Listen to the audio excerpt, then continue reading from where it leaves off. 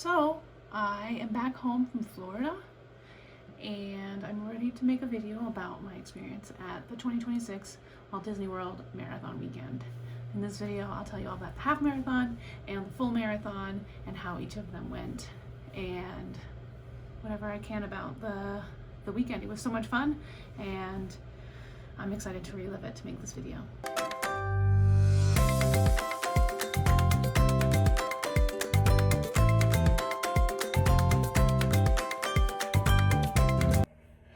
Okay, so let's go over the week.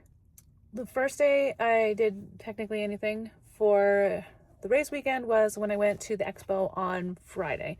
The expo was Wednesday, Thursday, Friday, Saturday, but I didn't have to go until Friday because the half marathon was on Saturday. You had to go the day before the first race you're doing. So if you were doing the 5K or you were doing Dopey, you had to go that first day on the Wednesday.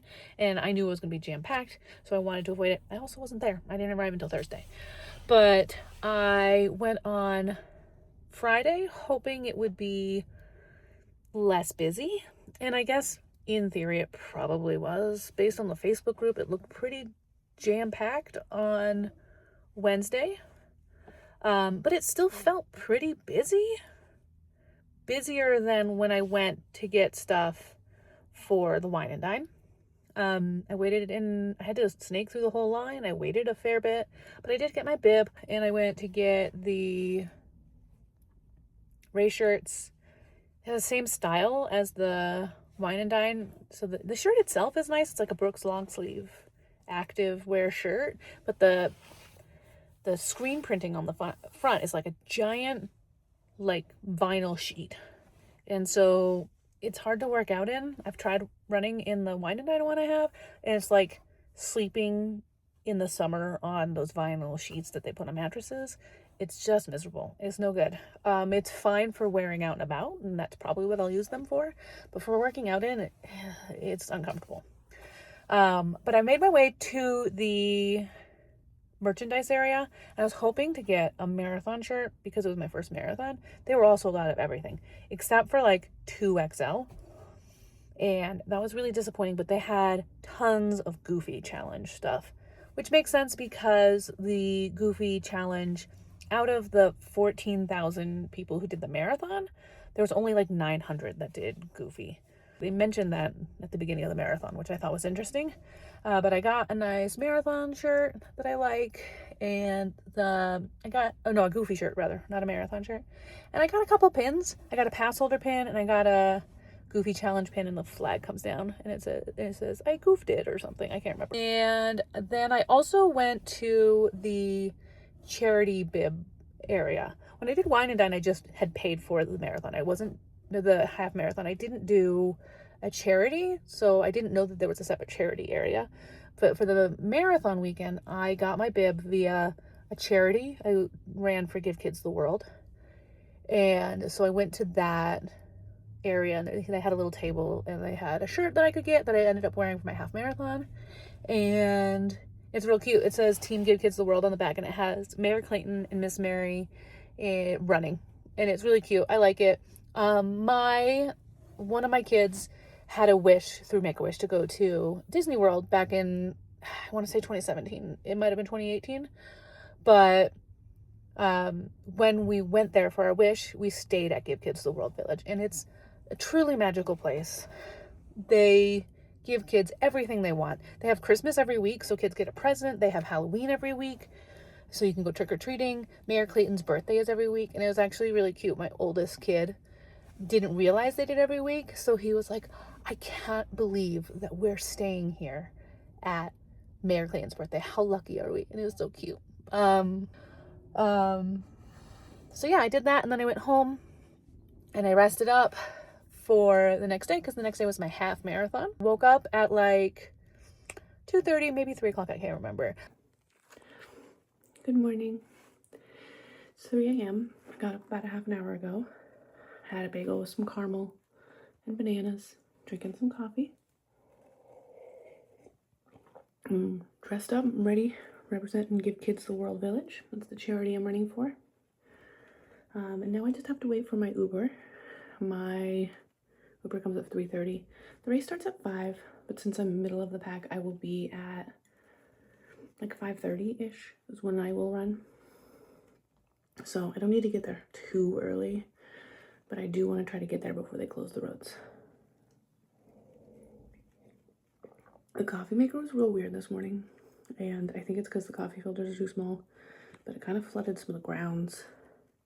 It's a little bit of a mess in there. That's a problem for later. But let me show you. I got my succulent shorts and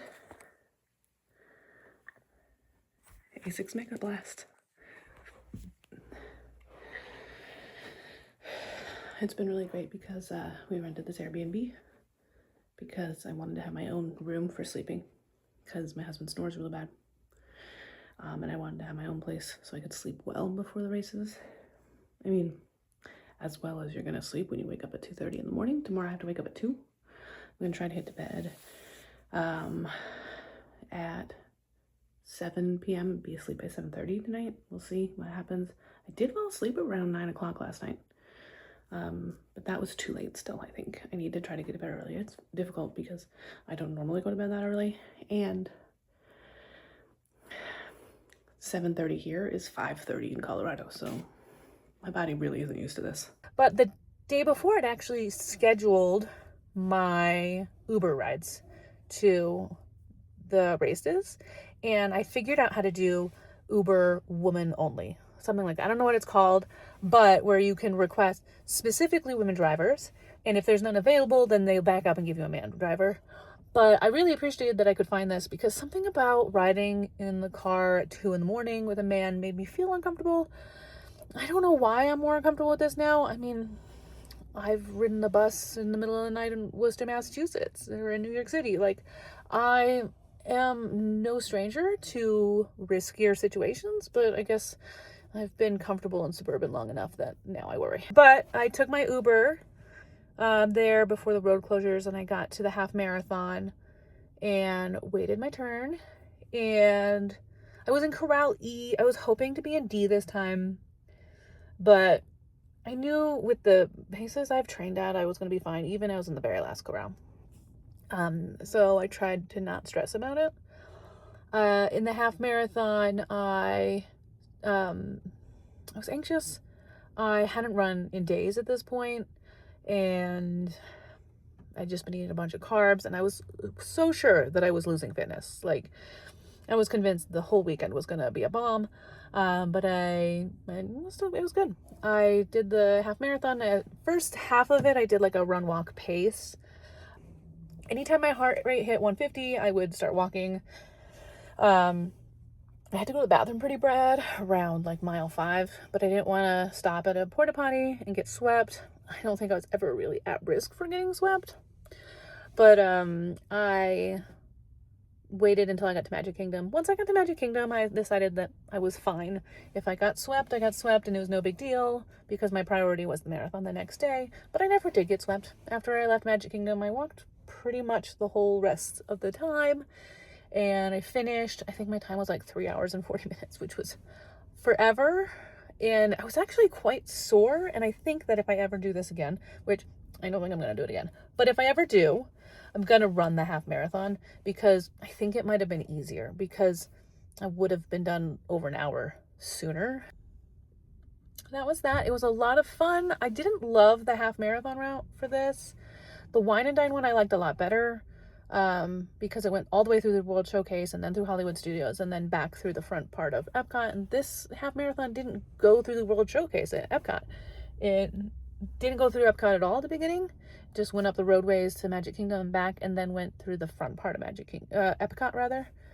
And we never went around the World Showcase, and that was kind of sad. I didn't enjoy that. But it was fine. That wasn't the race I was there for, so I wasn't too stressed about it.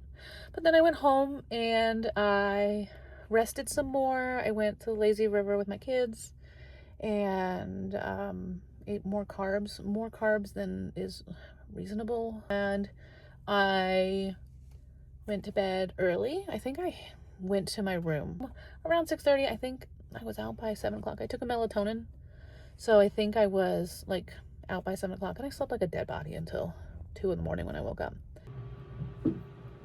So, marathon. Sunday was the marathon. Woke up early, got dressed.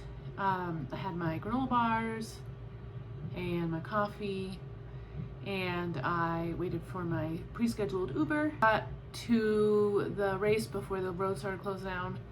I was in Corral E again, same as the half marathon, which is the 5th corral of 7 corrals. So not the beginning, but not the end either. A little closer to the end though. When we started getting up and moving towards the start line, so they start and then you start sort of moving down as you get to the start line and you snake around. I noticed that my hip felt sore, and I was really worried about it because I walked on it so long the day before. So I walked the half marathon. I was nervous starting a marathon with already a sore joint, but I did some dynamic stretching and I hoped for the best. I started at 4:45. According to my Garmin, it says that I started at 4:43. So the first runners went through the start line at 4:30 and the last ones went through at 5:30. So not bad, honestly. So we headed off right away. I was feeling really good, even despite my hip. My hip only hurt if I lifted my leg too much or put it to the side, and then running at just like a regular pace, I wasn't lifting my legs too high, so it really didn't bother me at all. It was only when I tried to lift it higher. I was feeling really good, and I realized about half a mile in that I needed to start the Rally app. And so I signed up with this Rally app, and I might do a video on it too because I loved it. I signed up with this Rally app where you choose a marathon or whatever race it is. It doesn't have to be a marathon. And then your friends can leave voice memos at each mile marker, and then you listen to them during the race. This has helped me so much in the race. It was a huge confidence boost the whole time. But I realized at the half mile that I should pay attention to it. I'd never used it, so I didn't know what it is. And it asked me at that time, it said, are you at the start line or are you at mile 1? And I was at like half a mile. So I didn't know what to do. And so I just said that I was at the start line. And so I was listening in between miles, which actually ended up being really good because I would cross a mile marker and I'd be like, yay, I made it another mile. And then you drudge through another mile, and before you feel that thrill of reaching another mile marker, I got a message halfway between them from one of my friends or my family telling me I was doing great. And so it actually ended up being really good. So when I originally went into the race, I had planned to run faster in the roadways and try to slow down in the parks and enjoy the parks.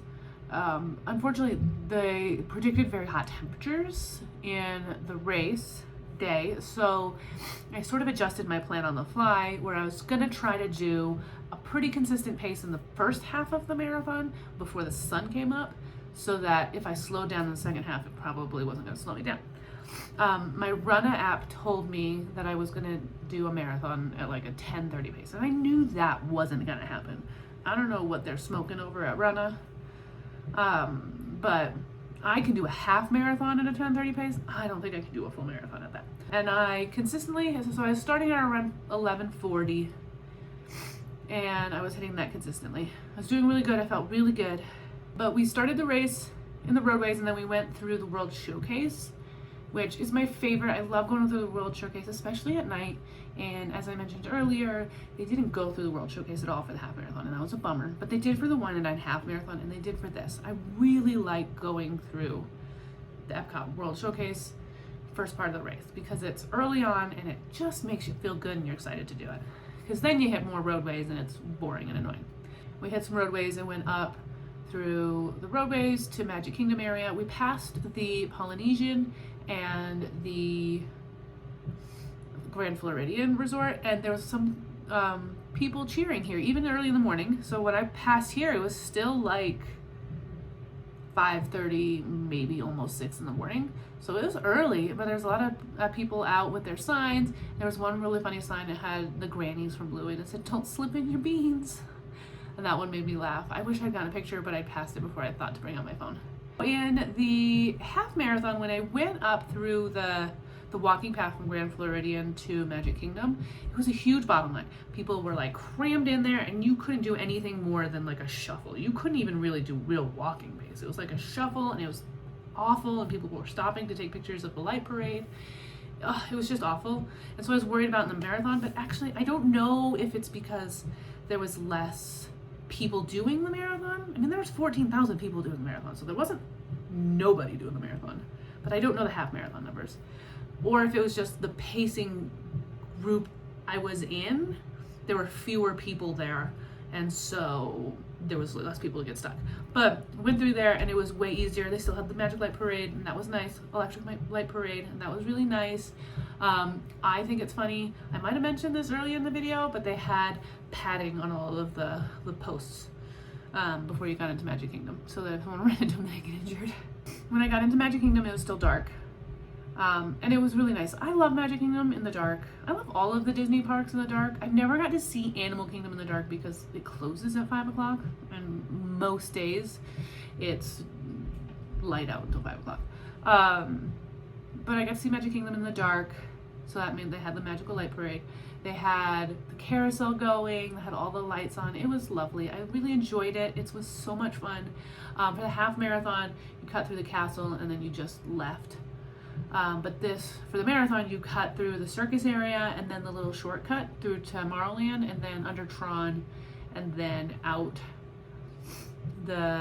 It's in Tomorrowland. It's kind of between the Carousel of Progress and where Stitch is. There's like a gate there, and you left that way and into the Magic Kingdom parking lot. Miles like 10 and a half through 13. We're in the Magic Kingdom parking lot. Not pleasant, not great. This is when the sun was starting to come up for me, so it was starting to feel a little warm. It wasn't awful, honestly. The sun wasn't too bright in my eyes. A lot of people complained about this part. I didn't think it was too bad. And then we headed out towards Animal Kingdom. We headed toward Animal Kingdom, and in the 14 to 15 and a half mile range, they had this cool area that had like fog machines, and like lasers and sound effects, like lightsaber sound effects.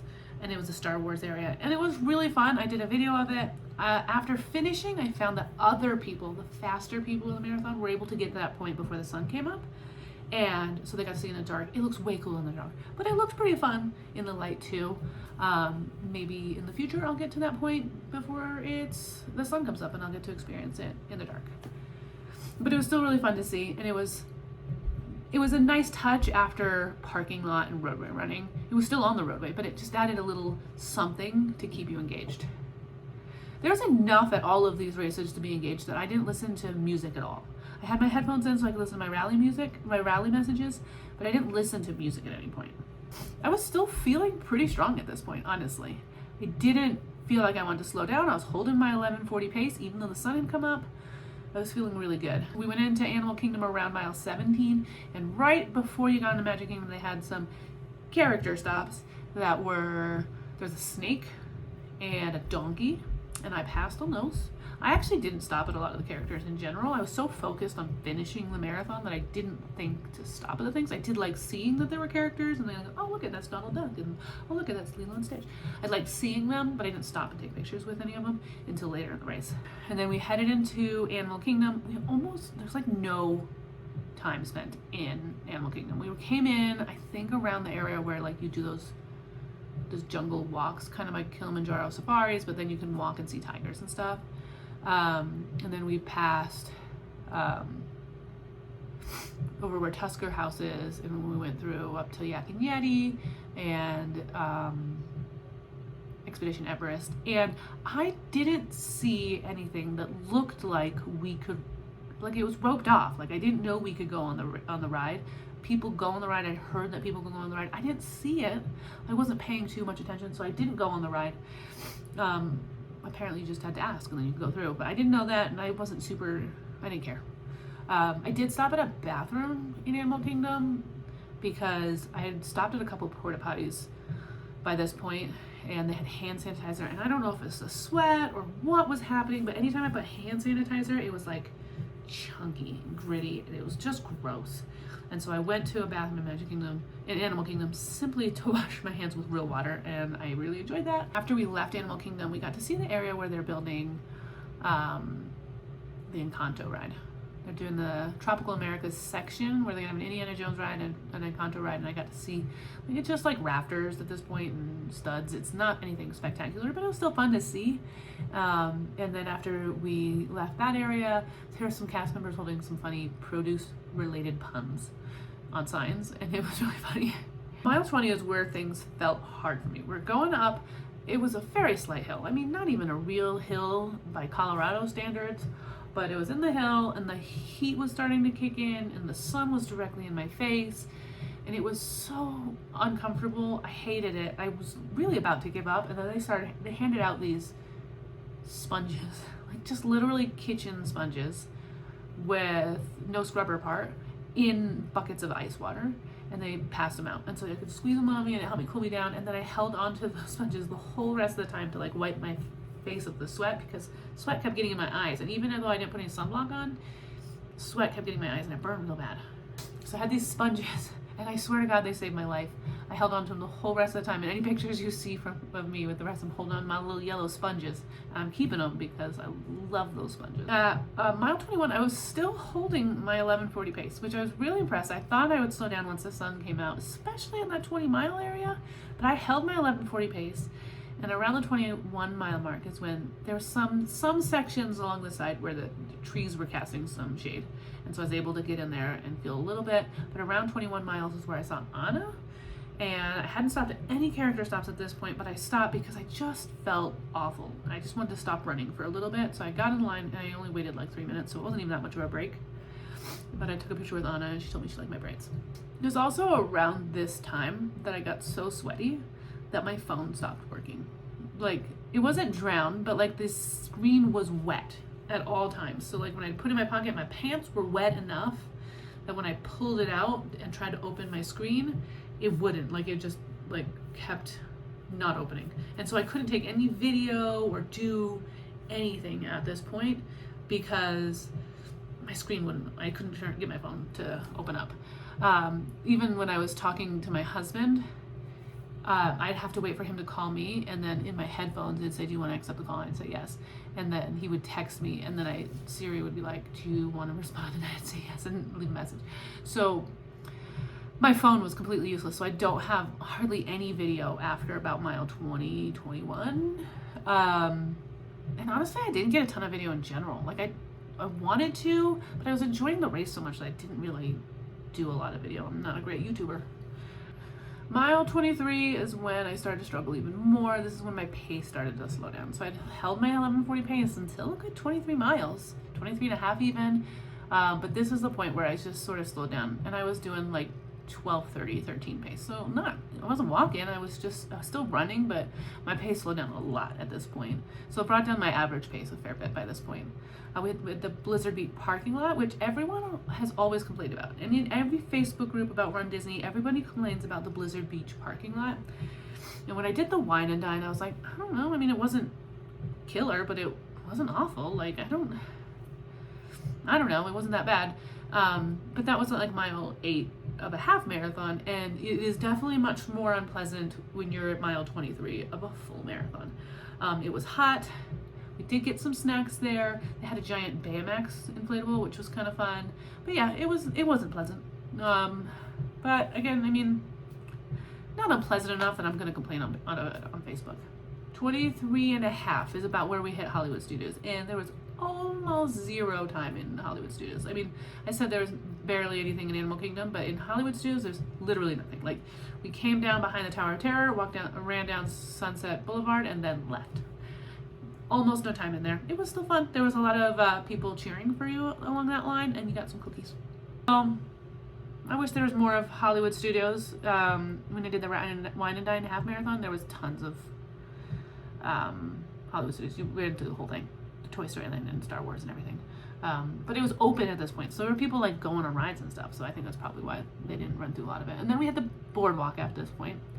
And this walkway from Hollywood Studios to Epcot, I have gotten like slowed down just walking to the parks from my hotel in this area. So I thought this was going to be another area of bottlenecking in the race, and it wasn't. I think I was just in a good pace group where it was pretty sparse group of people.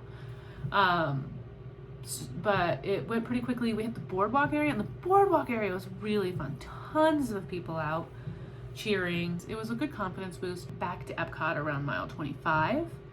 And this is when my husband was texting me about where he's going to meet me and all that. Our original plan was to ride Test Track when I came into Epcot. But at this point, my hip was sore enough that I worried if I sat down on Test Track, I wouldn't get back up. And so I vetoed that idea. We weren't going to ride a ride. So the kids and my husband were waiting just across from Club Cool under that connections area. And I got to see them. The kids look super grumpy. I don't know how long they had been waiting for me. So I got to, when I hit 26.2 on my watch, I hadn't even hit the 26-mile mark on the course. I'd clearly done a little extra with weaving and stuff. And so at this point, I was checked out. I was done. My watch said 26.2 and I was done, but I still had to keep going. And so this was the hardest part for me, was because in my brain thought I was done and I wasn't done. So I had to finish. It was like another half a mile, but I went across that point and I got to the finish line and I was sobbing. Like, I think all my pictures, you can see I'm starting to tear up. I can't believe I did it. Like, I actually ran a marathon. I did all the training and I actually finished it. Like, even up until halfway through, I still wasn't convinced I was going to do it. My whole training, I'm like, I'm going to run a marathon. I'm training for a marathon, but I didn't really believe I was going to do it. So when I crossed the finish line and I'd actually done it, that was pretty spectacular feeling. Like, I can't believe I did it. I still can't believe I did it. It was so much fun. I was so sore afterwards. Like, I couldn't even, you have to walk like another 2 miles after you finish because you have to get your medals, and then you have to go get challenge medals, and then you have to go get your snack boxes, and then you have to walk to the car. And I walked another 2 miles afterwards. But I could barely get into the car. Doug had to like push me into the truck because I couldn't lift my right leg at all. But then we went to Chef Mickey's and we had some brunch, and I got a picture with Goofy because I did the Goofy challenge. So that was fun. We spent about 2 weeks in Disney World after this, in Universal. That's why I didn't do my video until now.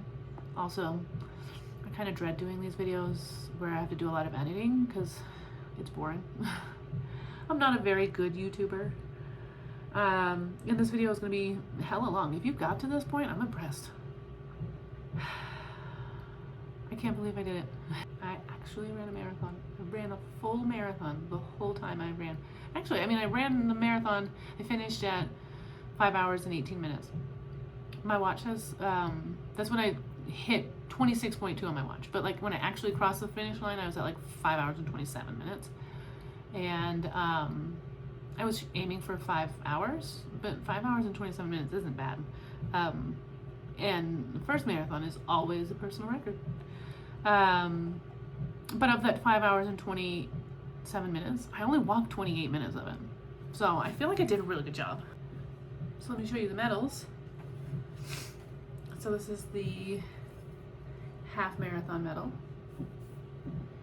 Super cute. It's got Donald and Daisy on there. Then I got the marathon medal. It's the outfit for finishing the marathon. It's got Minnie and Mickey on there. There's that, and then each of them have these little spinny things.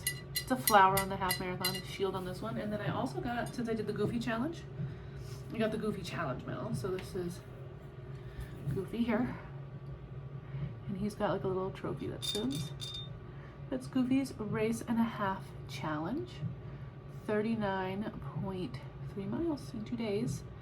I don't know if I mentioned this in another part of the video, so I'll mention it now, but of the 14,000 people that did the marathon, only 900 of them were Goofy. There was a lot of Dopey, and Dopey does the 5K, 10K, half marathon, and marathon. Goofy does the half marathon and the marathon. Only 900 of us did Goofy. So that's fun. If you got to the end of this video, I'm so impressed. This is a really long video, and I tried to cut it down to make it shorter, but there was just too much to put in there. Thank you so much for watching, especially if you watched to the end. I appreciate your viewership so much.